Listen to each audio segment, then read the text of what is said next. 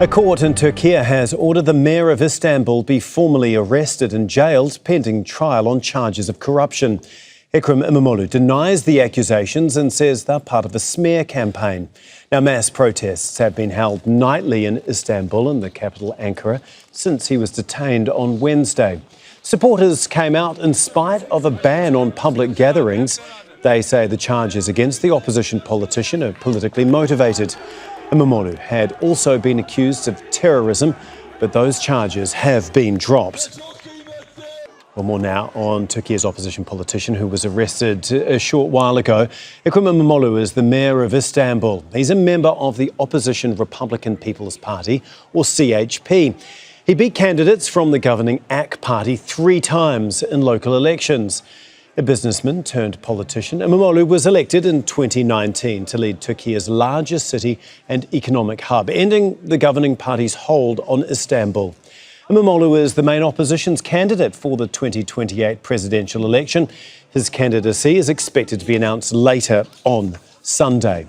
Well, to talk us through a lot of these developments is Mehmet Celik, who is a political analyst and the editorial coordinator at Daily Sabah, a pro-government English language newspaper in Turkey. He joins us by Skype from Istanbul. Thank you very much for being with us here on Al Jazeera.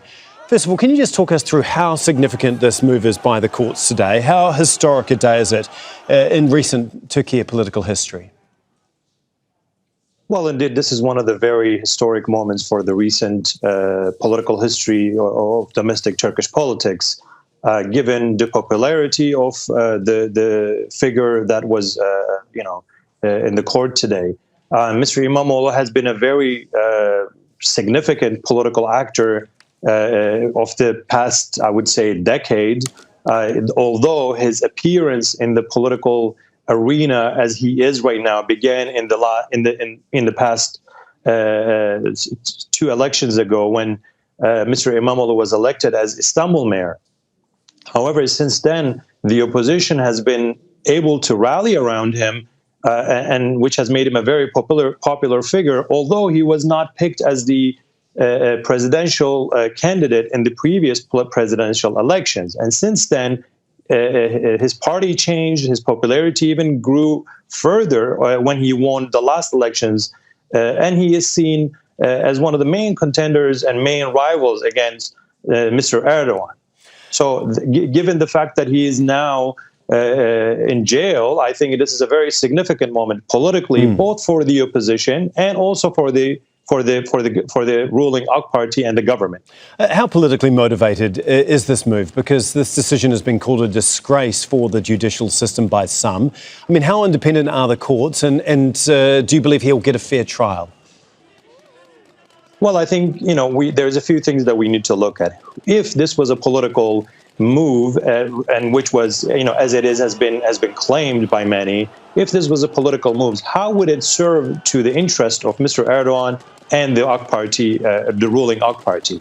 In Turkish political psyche, victimization plays a big role. If AK party's side and the government side is not able to communicate the fact that this is a very judicial process and that the complaints were mainly made by many individuals linked to CHP itself, or from that, from the circle that they dealt with the municipality, I think they will, fall victim to this victimization of Mr. Imamoglu, and it will be a political cost for the government. On the other hand, I think a political communication must also take place from the opposition sides, because yes, we can claim that, or it can be claimed that this is a politically motivated case, but what about all these allegations?